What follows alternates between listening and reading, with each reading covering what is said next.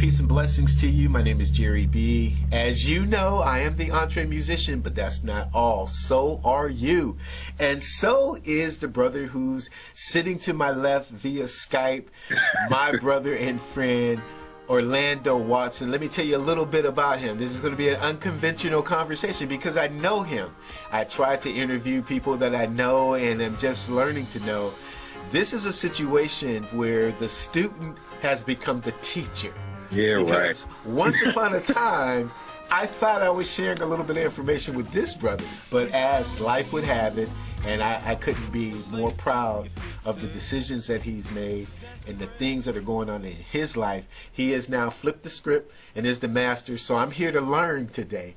This is Orlando Watson, my brother and friend. Welcome, man. Appreciate you, Jerry. Appreciate you, man. Love you. Love you too, man. I'm trusting all is well. You just celebrated a wonderful wedding anniversary. Yeah, 3 years, man. That's 3 years. Awesome.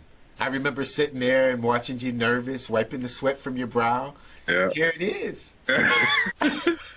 No turning back now, man. No turning back. No turning back. Well, so many wonderful things have happened, not only since your wedding day, but beforehand when you really got serious about what it is that you wanted to do in the music industry. We're going to talk about that, and we're going to go as deep as we possibly can in the few minutes that we have. As you well know, all of our videos are sponsored by Vocal. You know, Uncle Jerry wants me to hold this up. As a matter of fact, I got 2 of them because I'm going to drink one of these while we talk so that you won't have to, Orlando. But this is the only beverage on the planet which is designed to soothe, refresh, and restore your voice. This is Vocal. Go to drinkvocal.com. Try it out. It's going to launch very soon, but I need to give you the information right now. Speaking of which, a man who uses his vocals all the time is this brother who sits right here. You have, I don't want to exaggerate, but I do want to say that you have, Orlando, helped to revolutionize the state of spoken word music. And everything's personal, and this is what I was sharing in my last interview with Lisa Marie Simmons, is the fact that you have created an atmosphere. You step into an environment as soon as you push play on that CD. Now, I want you to share your heart and what your journey was to get you to that vibe that has become a signature of yours from Everything's Personal. Wow. Well, thank you. Absolutely. But I guess the journey to that vibe, I guess it kind of started in 2010, 2011. Matter of fact, a little bit before then, I think you put me onto a young man. He was going by the name of Stefano Nuso. Oh, yeah. Yeah. Yeah, he was signed to your label and everything. And I started hanging with him at his open mics and things like that. Started really immersing myself into the spoken word open mic scene back in Youngstown, 2009, 2010.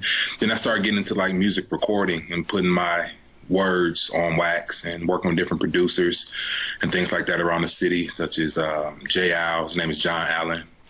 Youngstown, and Frank Walton was probably like the most involved producer in my earlier years. Now, was he before you at YSU or was he behind you? You guys were contemporaries coming out the same time, or what? We graduated the same year. Our high schools were across the street from one another, back home in Cleveland, and we shipped out to Youngstown together. We did a program together called Summer Bridge, which was a program designed for minority students to kind of integrate them into the college lifestyle and things like that. And he played trumpet and keys, and I did words and drums and stuff. So we used to always make, music together. And it just kind of snowballed from there, man. I started working with a young man, the Eldridge family, Marcus Eldridge. So I'm not a singer. I don't claim to be a singer. I'm just a wordsmith. And Marcus really, I would even say, took me under his wing to show me a lot about melody and harmony and things like that. So I would write the words and Marcus would like arrange the vocal parts and things like that. So I had a lot of help, man, getting to 2017, July 7th, 2017. So it was a long journey. I was actually supposed to release my debut EP in 2014, but that got shelved. I ran into some bad business, a producer / engineer. So I don't know if you can hear the sirens outside. Hope I not. hear the sirens. It's Cleveland, so you know. Out in Cleveland. I lived in Cleveland for like 4 years. You didn't even bother you. Didn't even bother you. Steady as she goes, baby. Yeah, man. But the EP was supposed to originally release in 2014. I think it was called the Relationship EP. But like relationship, and the cover art was like a ship, like a sailboat and stuff like that. So it was pretty cool. 5 songs, but the 5 songs got lifted by a producer. He up and moved to Atlanta, took my money and a lot of bad business. Then under your counsel, you told me to stop sending people music without copyright and the whole 9, man. So you've helped a lot, poured a lot into me, man. And it's been a lot of hands involved in this process and this signature sound that you say, so. Well, I'll tell you what, let's put a thumbnail there, and obviously we're not going to drop any names or whatever, respect, sure, whatever. But as EntreMusicians, I think one of the things that we should embrace, as much as we embrace the artistry and the expression of it, is how much we need to know about that end of it. So what did that, let's just dive into that a little bit. What were the dynamics that caused you to say, this is the direction I want to go? Was it the rap that the producer engineer had? Was it something that he was showing you? I mean, what was it? Because many musicians who are coming up under you need to hear your story to say, okay, I've heard the same thing. I mean, did he present something to you, or was there a promise made, or what was it that you just said, yeah, I'm going to do that, before thinking through the process? No, you know what? Everything was on the up and up. Everything was on the up and up. I don't know if you remember, I released a single back in 2014 called The Way. Yeah. That was the lead single for what was supposed to be that project, and he worked on that, engineered it, contributed some other elements, and paperwork, everything was cool. He was working for a production company up in Cincinnati, Ohio at the time, so everything was on the up and up. So I had no reason to believe that anything. No reason at all. So we moved forward with the next process, and I had a scratch track, a demo track that I wanted him to recreate with live musicians.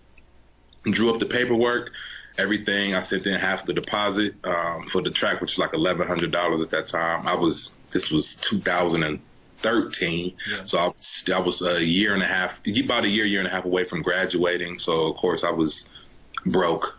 I still don't have a whole lot of money, but I was especially broke 5 years ago in college. So $1,300 for a college student is like gold. Oh man, yeah, you know what I'm saying. So a lot of Roman noodles right there. A whole lot. So I reached out to my family, my grandparents, my late grandfather, Reverend Vincent Miller. He supported it, the vision, and funded it. So that's kind of what hurt more so than anything, because it wasn't like my money. It was, my family funding the project and stuff like that. So, then honestly, I don't know what caused it to go down like that. Like, we were in communication. He would send me like a video of him working on it in the studio. He had a drummer in there cutting the tracks, and then I just lost contact with him. Reached out to him a couple times, like, yo, man, it's been 6 months. Like, how's the track looking? Like, one track. Yeah, right. One, yeah. Turned to a year, so it just dwindled and dwindled. I went on Facebook one day, tried to go on his page. He had me blocked. Went on his father's page. His father had me blocked. Went on his business partner's page. Everybody had me blocked on Facebook and Instagram. So I have no idea why. Like, we were working friendships, but it wasn't a relationship like me and Frank or me and Marcus and like that. So we never had any arguments or disagreements as to why something would have fell out. He just ghosted on me, man. So a lesson learned, man. And really had to decompress and come down for that like twice since then. And I always get the thoughts of, man, I just pull up on the studio and just say what's up. But Cleveland style. But no. So moving on from there, but just one last time. So as you look in the rearview mirror of that experience, there was no indication that things were going to go south. So there's nothing that you can really share with the younger musician to say, hey, look out for this, that, or the other. It's just always be on your toes, right? Yeah, always be on your toes. Always, of course, always trust your gut or your spirit, intuition, whatever you identify it as. But I had no reason to believe anything will go left, because the business on the other song was 100%, and we released a single. I think it was like #1 on CD Baby's charts, and like Smooth Soul, and like #8 on like Jazz for like a month or two. So everything was good. Everything was good. So yeah. So who has the rights to the material that you recorded for him? Were you able to retain those rights? So even though you're blocked, if you should hear something happen on the radio or Spotify or whatever, you can say, hey, this is mine. This is being used in a way that... If I'm not mistaken, I'll have to go back and look at the paperwork. I should have did it differently. 27-year-old Orlando would have did it much differently. But at the time I was, 19, 20 years old or so. I believe we did it 50-50. He took 50% for the composition. I took 50% for the idea and lyrics and things like that.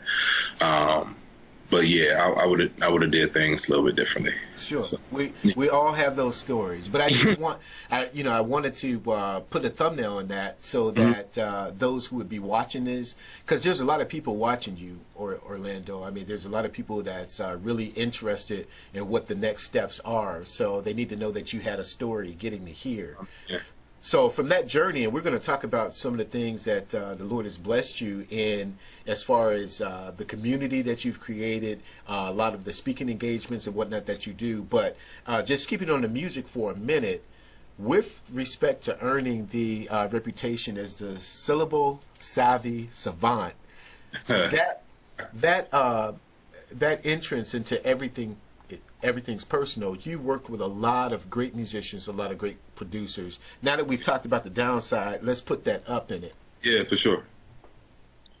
So yeah, the sound for that project was derived, and I'll start with this. Everything happens for a reason. Absolutely. And I honestly, in hindsight, I don't believe I was supposed to release a project in 2014. Having released Everything's Personal in 2017, once that was released, and after seeing the success of that and the doors that opened up for me, which have been nothing but the grace of God, I was able to look back on it like lyrically, even spiritually, and just like the direction I was headed and stuff like that. I don't think I was ready to release a project at that time. So I kind of feel like God blocked it in a sense, which is why I don't harbor any like ill feelings or, bitterness. Yeah. But I took some of the material from that project, sat on it, rewrote it, and then worked with other producers who were on the up and outstanding guys such as Rob Hale, Kenny Beck, Jonathan Winfrey, Frank Walton, a lot of people. My engineer, who's great, he stays in New York, Kevin Montgomery. And I just kind of gave them the overall vision of what I was looking to do, the sound I was looking to create, the artists that I refer to as inspirations. So growing up, I listened to a lot of Common, even I'm scared to say the name now, but Kanye West.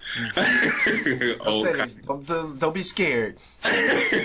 Kanye, Common, Jay Dilla, who rest in peace, great pop producer. Robert Glasper changed the way I listen to jazz music, and I think he's changed the way a lot of people listen to jazz, and as it relates to like spoken word and hip hop. Jill Scott, Erykah Badu. So I was always in that neo soul, hip hop realm, D'Angelo kind of feel. So I took that and kind of took derivatives of that to make my own style. And of course, my voice is unique in its own way. So I put my lyrics to the music, and got Everything's Personal, and it did rather well. Some would say did number 18 on iTunes. Absolutely. Yeah. So that's good work right there, man. And it's a good project. You know, the thing that I really appreciate about it is the fact that, you know, your approach is your approach. And as you know, I'm a huge fan of originality. I'm a huge fan of innovation. And I'm a huge fan of exclusivity. And it is exclusivity. It is exclusive in the sense that you don't apologize for who you are. You don't apologize for your thoughts. You don't apologize for your approach. Yet it's accessible. Right. Exactly. Yeah. I understand. I'm glad the listener feels that way, because I feel that way. But I'm glad that translated well. Very well. I mean, from the first notes, and so the musicianship is right on point, and then you come in and you set the tone, and you compel us to listen. You compel us to lean in. So, I mean, I have not yet been to a live show. I will, obviously, and you've invited me to a couple. It just didn't work out in the schedule. But I would be compelled to think that your live show is just as hardcore as what I hear translated on wax. Yeah. So tell me about some of the wonderful musicians. Now, I mean, like Lalah. You've been on the stage with a few people that has some like high up name recognition. So we don't want to name drop just to name drop, but it is God's grace. So give him glory. Yeah, for sure, man. God has definitely been good, and I feel like the project was the thing I needed to really open those doors, because I've been doing shows and stuff, like I said, since 2010, 2009, and people would always come to me like, you have a CD or you have a book where I can like republish poem? I would always say no. For like 5-6 years I was saying no, and it was like my engagements kept hitting a threshold, kept hitting a peak. But when I put that project out to the world, was something that'll be here forever in this streaming age, for sure. It's like doors just open. I opened for Lalah Hathaway, her Honestly tour, 5-time Grammy Award winner. So that was like huge, man. And she was sweeter than I could have imagined. It wasn't any phoniness. She was down to earth sweetheart, very good. Then I opened up for Shantae Can, who was a new up and coming jazz icon in the making, beautiful vocalist. I did 2 shows with her for her Soul Empowered tour, her latest project. And I was blessed to work with Tri-C Jazz Festival, teach spoken word to high school students between the age of, I want to say 12 and 18. It was a 2-week intensive. And we featured like Common. I was able to meet Common, which was a huge deal to me, because he's one of the ones who inspired. Yeah, for sure. It was, I try to retain the starstruck, it was inside all day. And I've been blessed to do a project with a young man named Dominic Farinacci, who he studied with Wynton Marsalis in New York. He's a graduate of Juilliard, and he has a project called Modern Warrior Live, which is coined as an autobiographical musical drama. And what we do is we set monologue to music, following the story of a 3-time war hero named James Poling, who did 3 tours in Afghanistan and Iraq. So that's going on tour right now. And Dominic Farinacci is a relatively huge name in the jazz world, especially over in Japan. He's like an idol over in Japan. He was ambassador of jazz for Lincoln Center for a few years and things like that. So the doors have just been opening, man, and I'm just grateful. I'll be performing with Terrence Blanchard in November.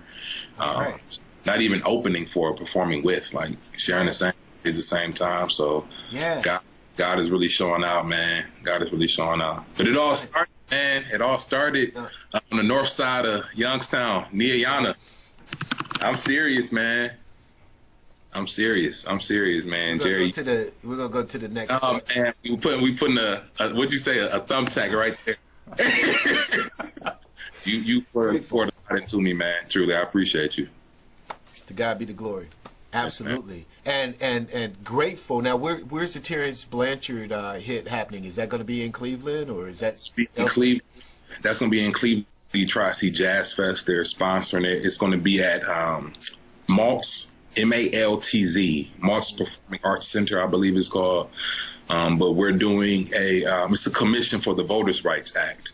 1965. So, the whole Martin Luther King, Lyndon B. Johnson thing. So we're putting together some music and some words to really bring that moment in history to life. So you'll be collaborating with him then? Yes, yes. That's beautiful. Yeah, man. Yeah, that is absolutely exceptional, man. I think he did, if I'm not mistaken, he did the music for Spike Lee's the documentary, right? Yeah, Mo Better Blue. He did all Spike Lee's scores, if I'm not mistaken. Klansman, Black Klansman. Yeah, the one though with the waters, with the flood though. That was the most prolific music that I had heard of his to date. Are you talking about the Flint? No, the Katrina. Katrina. Oh, I'm not familiar. I just saw a Flint documentary, but no, I haven't seen the Katrina. Yeah, Terrence Blanchard, he scored for Spike's documentary on Katrina, and to listen to the music and to listen to the motifs that he kept incorporating was just haunting and appropriate. And so, tell him, if you can't get me in, so I can tell him myself. I got you. Tell him, yo, that, from your boy Jere in Youngstown, it was on point. I really appreciated his work from that. Yeah. Now, about your writing, tell us how you arrive at the place that you do with the various psalms that you have. You're not into one thread. I mean, you seem to look at life from 7 or 8 different perspectives. I mean, where do you go? I know the Holy Spirit downloads a lot into you, but for sure. What's your thought process while you're thinking, or what is that? I will probably have to physically show you one day. You can sit down and I can show you like the technique that I use to kind of bridge words together and things like that. It's a very specific technique that I use that as Did you create it?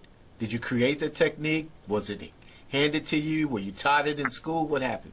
Yeah, I guess I created it. I didn't start studying poetry per se until like 2013, like the year before I graduated. I took a class with Dr. Phil Brady, who's a world-renowned poet he teaches at YSU, but he's world-renowned author, and he's a publisher of Etruscan Press and things like that. But yeah, I had no reference or guidelines as how to do what.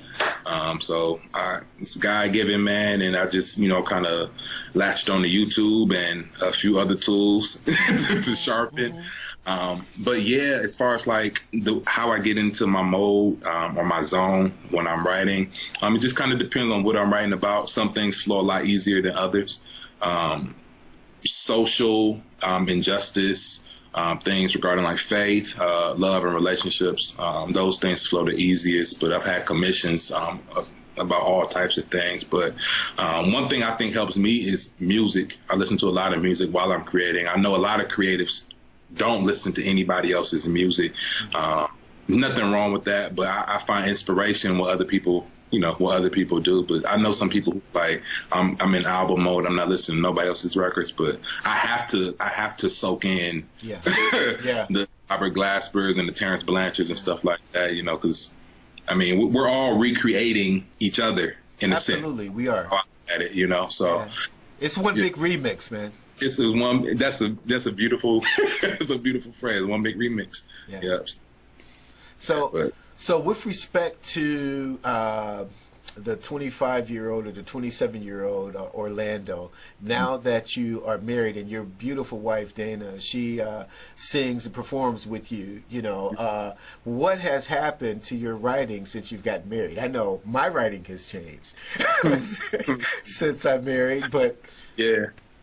I feel, I guess, at liberty to speak about some things I wouldn't feel at liberty to speak about in certain contexts. And then, I mean, as days pass, you grow closer, to people, to your spouse.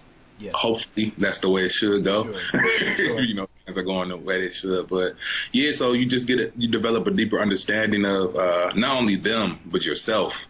True. Really, you know what I'm saying? So. Marriage, for real, it exposes your flaws and your weaknesses, and it also highlights, if you're with the right person, it highlights your strengths as well. So it's a win-win, Yeah. if you're the type of person who wants to develop themselves and be the best individual you can be. So all of that stuff plays a big part into who I am as not only a man, but as an artist, as a writer, as a speaker. So yeah, man, it's been great. Well, I am pleased as punch to know you, to have an affiliation with you. We did a lot of stuff together when you were here in Youngstown, and I'm looking that Yeah, bring those Sundays. You being that voice, for us, and just my wife and my sister was telling me how we threw them under the bus on Mother's Day when we had the James Lloyd show. It was Mother's Day, and we had them working. We did Taskmaster. That's all you, man. But we have enjoyed some great times. Just to speak, because I'm not going to edit this out in any way, but I'm still arranging tracks for that manhood that I'm going to get to you, because I know I gave you 4. Here's the way Orlando does it. So I'm going to tell him you, right? So I'm like, all right, I got this concept going, and then I sent him like 4 like little snippets, and he didn't say anything, and I was like, that's what's up, because he hated them. So that's the way to do it, right? Because if you don't hate it, just don't say nothing. So the brother said something else.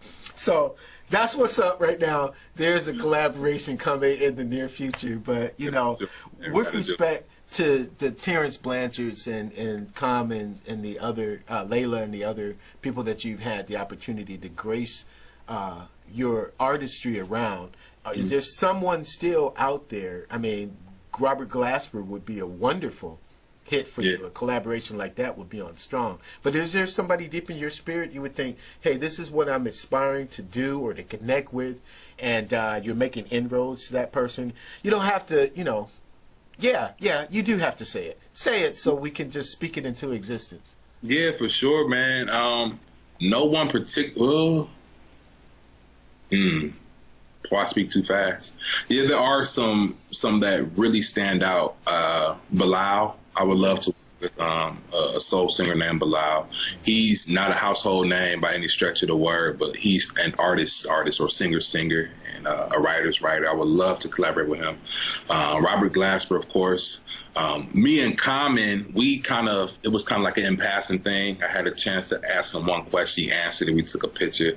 I really want to sit down with Common for like an hour during lunch and just really kind of, pick his brain and talk about his process. And especially Common, because he came on the scene in the early 90s, and off bat, people kind of categorize him as like a poet or like a conscious rapper and things like that. But he's literally broke those boundaries and exceeded anybody's expectations, and award winning. So you see him on commercials with voiceover work, and he's acting, and right. A whole bunch of things. So if I could model myself after anybody, I would have to point to Common. But yeah, I would love to collaborate with Robert Glasper. I think we did something together. I think it would be magical. Or it would be hit, yeah. Yeah, I think it'd be magical. Man, a lot of people, man. A lot of people. I think me and Lalah would do something very, very, very dope. Her voice and my voice. She has that lower register. I have that lower silky. I think it'd be nice. So absolutely. Yeah.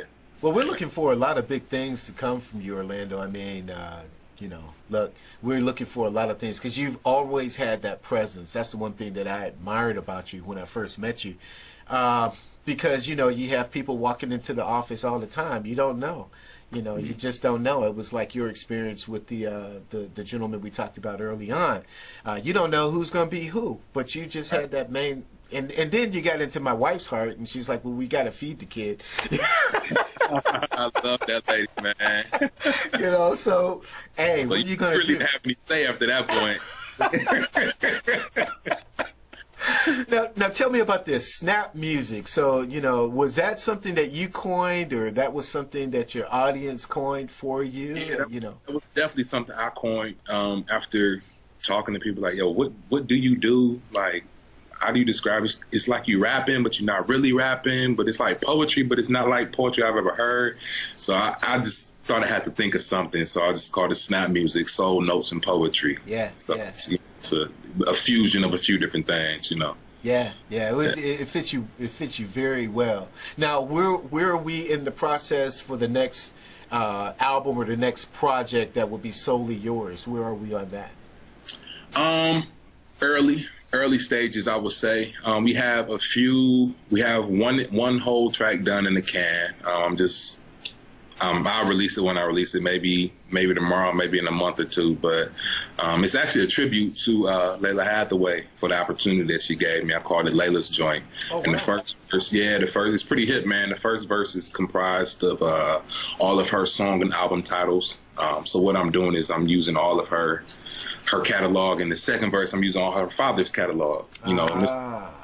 Yeah, so I sent it off to her and her team. They really loved it, so I'll probably be dropping that soon. But as far as my next full-length project, I have a lot of ideas, man. A lot of ideas in my phone and my voice memos, my notepad and my iPhone that I need to streamline. Because the way I write is I kind of write like 2 or 3 projects out.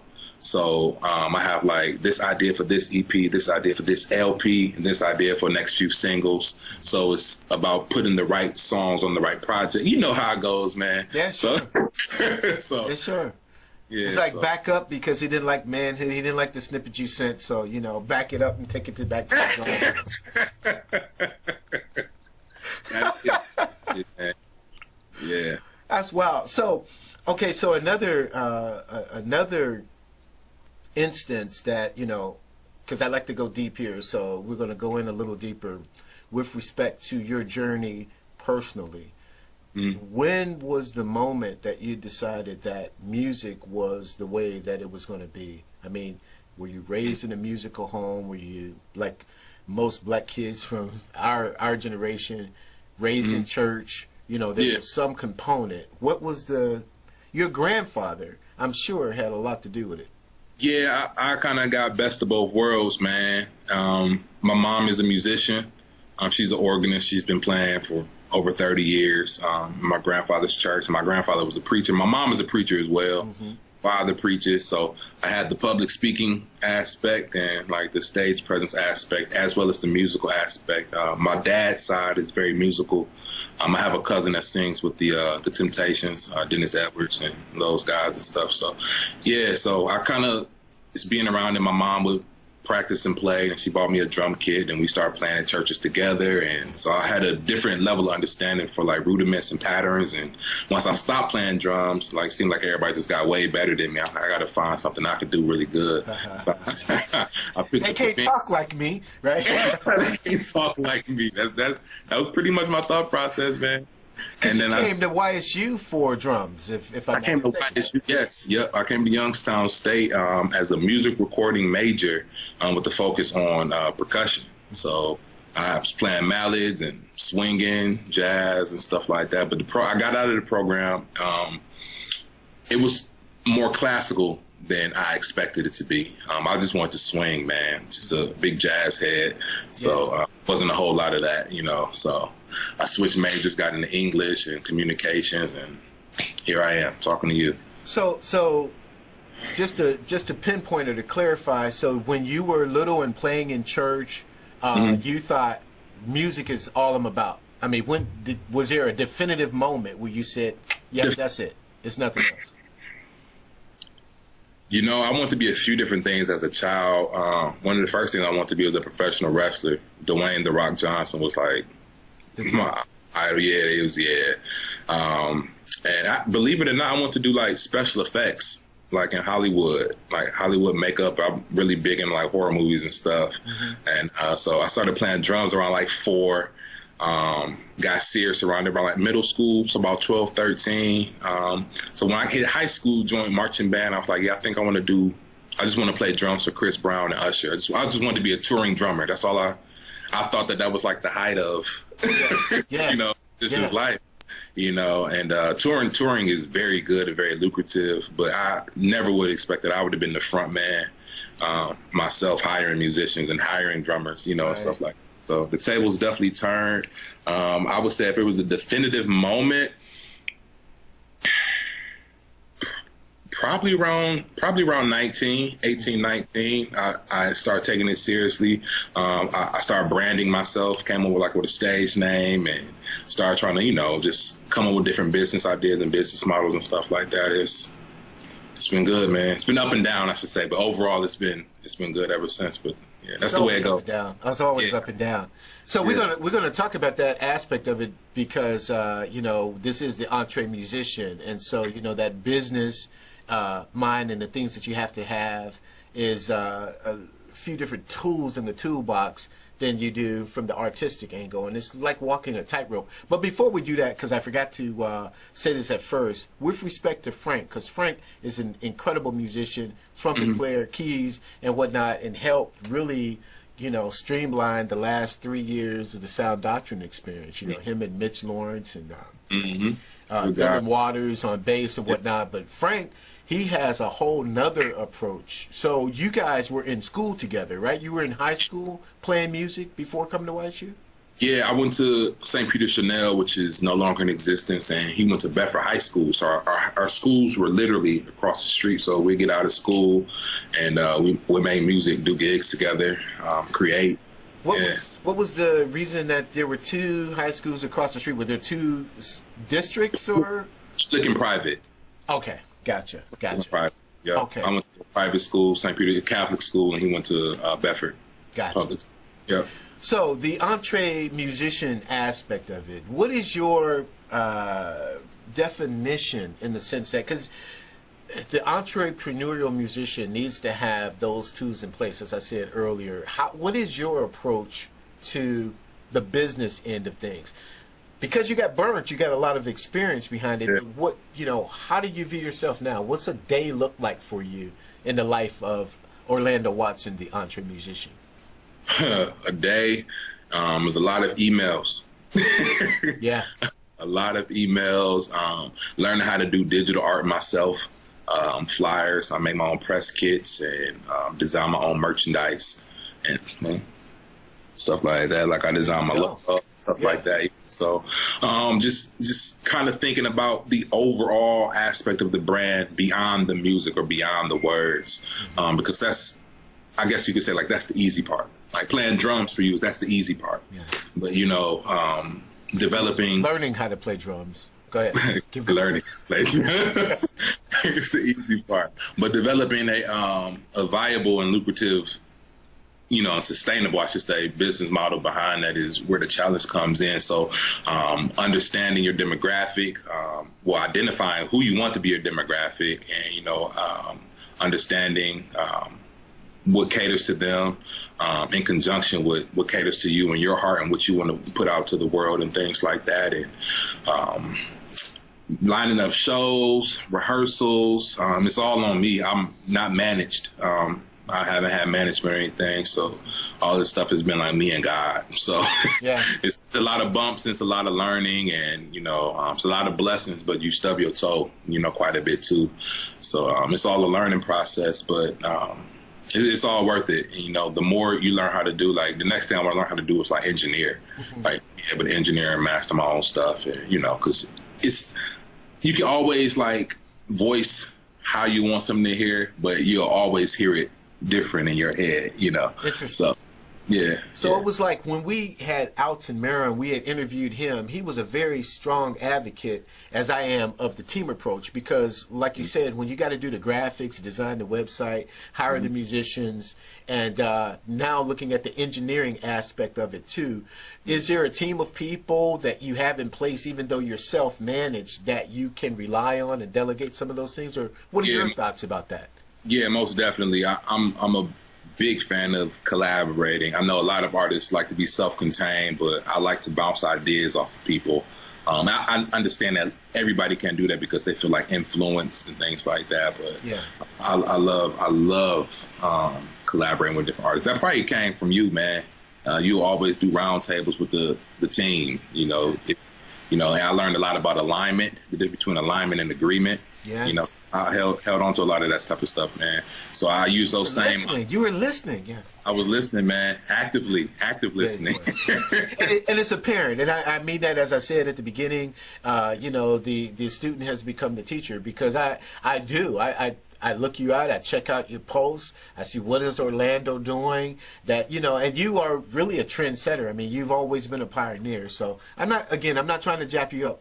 What's truth is truth. But now, I got to ask you the question, because we've had a dialogue about this, and I think I've stated well in my blogs and on some of my YouTube videos how I feel about the state of streaming in the sense of getting paid. So much so that I made the decision, not with the artists that I work with Sound Doctrine, which is pretty much, quote unquote, my baby, is to pull our music from Spotify specifically. And some people say, well, that hurts. Mm-hmm. That hurts you to do it because now you have no visibility. Right. But I was about paycheck before visibility. Would I rather be famous or would I rather build wealth? So the onus, and I'm setting you up for this because I really want to hear your heart on it. Not that we're going to get into this big, huge, whatever that's going to be. But I want to hear your heart, because my thing is, as you sent me after the Congress signed the Music Modernization Act, which mm-hmm. was big because it is about us getting paid. Mm-hmm. What's your perspective on Spotify for your artistry? For my artistry, I have my music on every streaming platform that I possibly can, mm-hmm. For the purpose of visibility. Gotcha. For the purpose of visibility. I understand the whole aspect of fame versus wealth. In a sense, I also feel that fame could play a part into wealth. Like visibility can increase wealth. Mm-hmm. Like maybe the more people that know you or heard you, that concept. Yeah.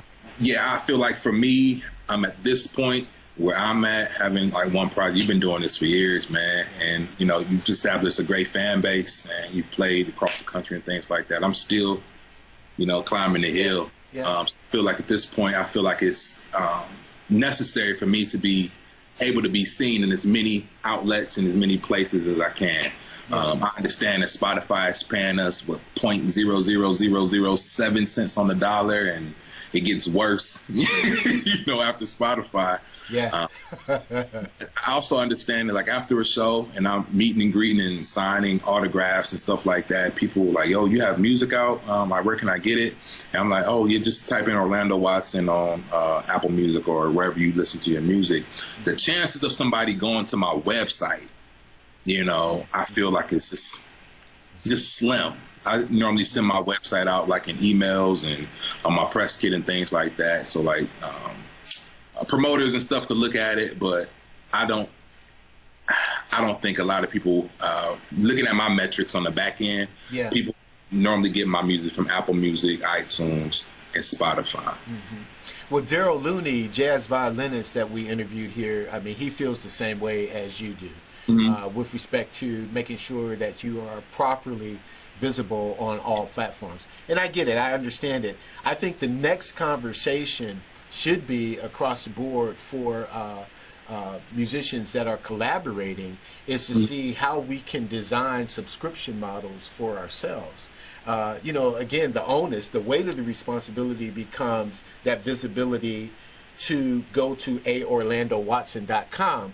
But if I can say aorlandowatson.com and have that presence, this is me. This is Jere again. But to have that presence to say, okay, if I can say Apple, I can say my website. And if they find that the medium that they listen to music is streaming, the CD is going the way of the A-track, and I can set up a model where they're getting 24/7 Orlando Watson, how can we create that technology to mm-hmm. give them more of a 24/7 experience?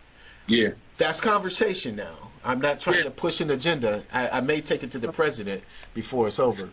Good luck. Good luck. But no, I think that's definitely the way it's going. I've noticed a few different platforms already where people are seeming to do like that 24-hour, 7 days a week subscribership, like super fan, type thing. I've heard of, I don't know if it's pronounced Patreon or Patreon. Yeah, but Patreon.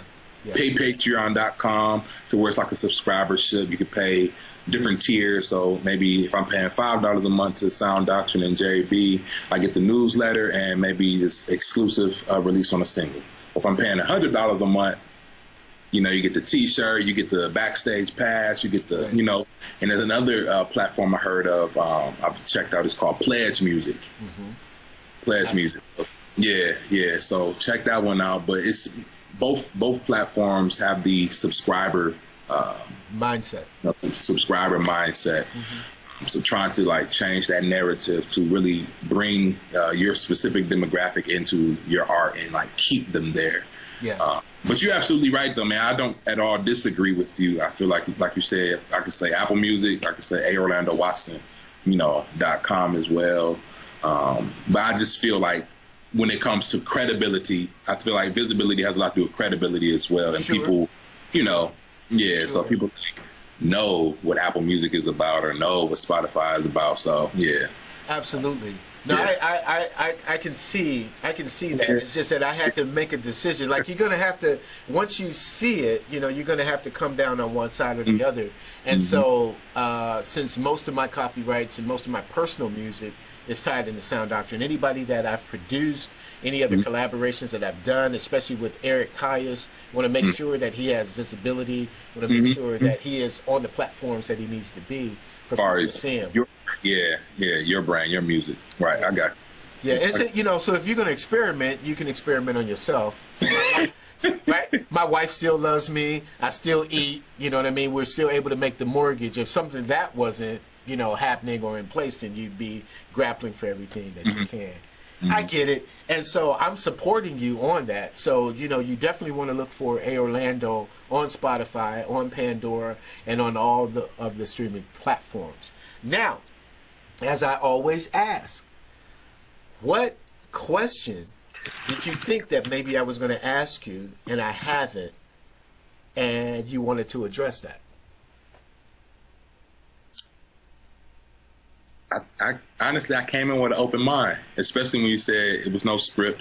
I meant to text you to see like if you had like some bullets, things that we would talk about, and I forgot. So I'm glad I didn't, because this has been an incredible interview from my point of view. So I don't think there's anything that I don't think there's anything I thought you would have thought to ask me. However, I'm trying to say. Sure, I got you. Yeah, man. But the thing about it is these interviews are really fun because I know you to know you, but I want to make sure that the people who have not yet heard of you, the people who are yet to discover who you are, not only do they know A. Orlando and his artistry, but they know the person.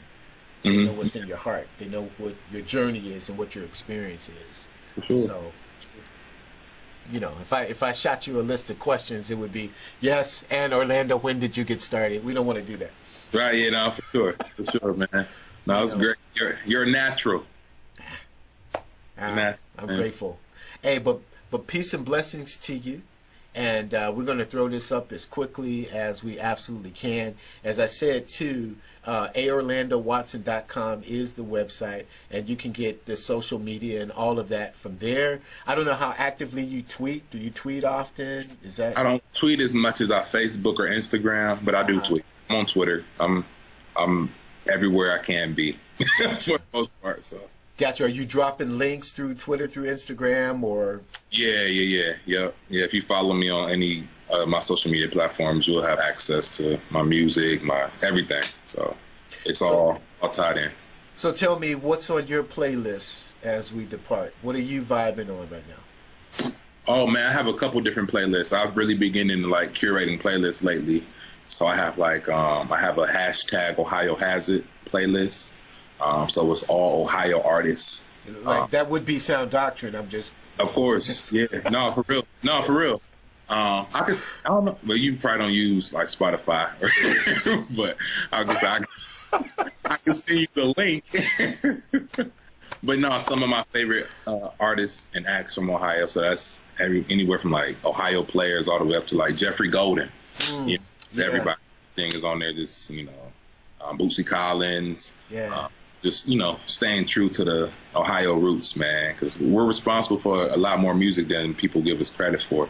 Yo, Ohio is the land of funk, and I'm going to blog about that, but Ohio really, because of that country sense, all right, I'm going to just say it, because of the way that the migration happened from the South up to Kentucky and Ohio, Chicago, Illinois, but Ohio specifically, when you use the 4-letter word funk, you need to be thinking that Ohio is the first in it, because there's a myriad of musicians, and we obviously will include Orlando in that, in that list. But seriously, funk, this is if it's not the birthplace, it's definitely the incubator. Yeah, for sure. I did some historical research on like how involved Ohio has been, like in West Coast. We call it G-Funk in the West Coast, like Snoop Dogg, Nate Dogg, all that stuff came from Ohio. James Brown, Bootsy Collins completely changed the sound of James Brown, JB's. Absolutely. Ohio players, Lakeside, all the way up to like Levert, Gerald and his dad. So we definitely have both thumbprints, and absolutely. Lakeside, all that stuff, man. L.A. and Babyface, Ohio. They were in a band called The Deal back in the day. And this is 1983, 84. L.A. and Babyface. I knew about that. I didn't know they were based like here though. Cincinnati, Toledo, or Dayton. One of them. There was a band called Dayton, too. Really? I never knew. I know about Zap. Being from absolutely. Dayton, I think they're Dayton. Absolutely. Yeah, and that alone, Roger Troutman, he changed the sound of music, man, for his run. Definitely. Yeah, man. So So and Kinsman Daz, you can't be in Cleveland and talk about the Daz band. Michael Calhoun will watch this video and go, Jerry, what happened? And start playing for Daz band, but Grammy Award winning Daz band, man, right here. Yeah, very true. It's a rich history and lineage. So I'm just trying to do my part, man. Keep it alive. Do my part. Well, tell your beautiful wife I said, what's up, man? Lori and I are going to have you guys down for dinner for sure. Tell your mother many blessings to her, much respect to her, man. Thank you for being who you are. Blast it out again, aorlando.com. And then you got to do the tagline and close up the interview by telling people that you are the EntreMusician. Okay. Hilarious. Yeah, I am your firstborn, second nature creator, third cousin, fourth removed with the fifth of sin, 6 times the savvy, formerly known as 7, the 8th wonder of words. I am Orlando Watson. I'm live with my main man, Jere B, the mentor, the GOAT, my OG. EntreMusician. So keep it locked where you got it, man. Great guy. Peace and blessings to you. I'm Jere B. I'm the EntreMusician. So are you. So is Orlando. Check out his music. Check out his artistry. You will love him. He's created that atmosphere. Walk in it. Snap music. Peace and blessings to you. Peace. Yeah.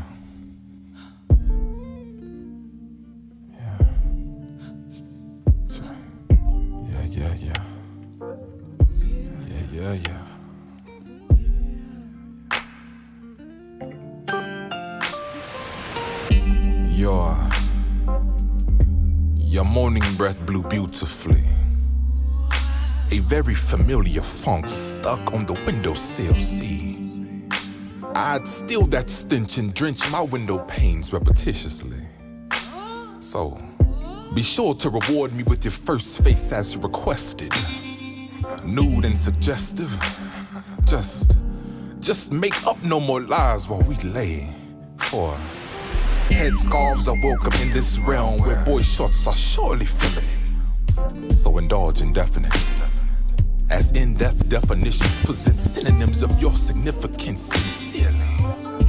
Adhere me stitch constitutions to your core.